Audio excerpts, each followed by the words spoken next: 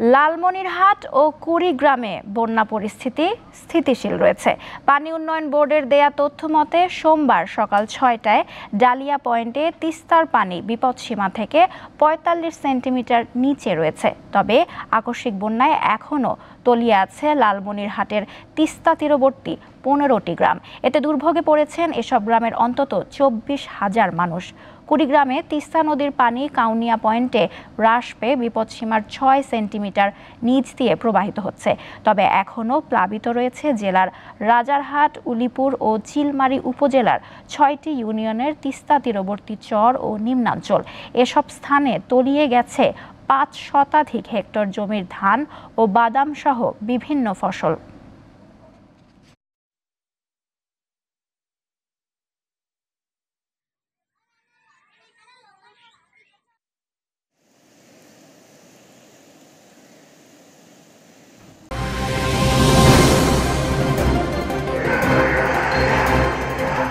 আমরা যদি সকলে একযোগে কাজ করি আমরা দারিদ্র্যকে জয় করতে পারব।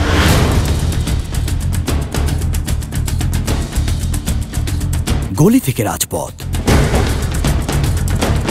দেশ থেকে বিদেশ, শুধু ফুটবল কিংবা ক্রিকেট নয়, সংবাদ ও সংবাদের বিশ্লেষণ। দীপ্ত সংবাদ সকাল ১০টা, দুপুর ১২টা, বিকাল ৩টা, বিকাল ৫টা, সন্ধ্যা ৬টা ৫০ মিনিট এবং রাত ১১টায়।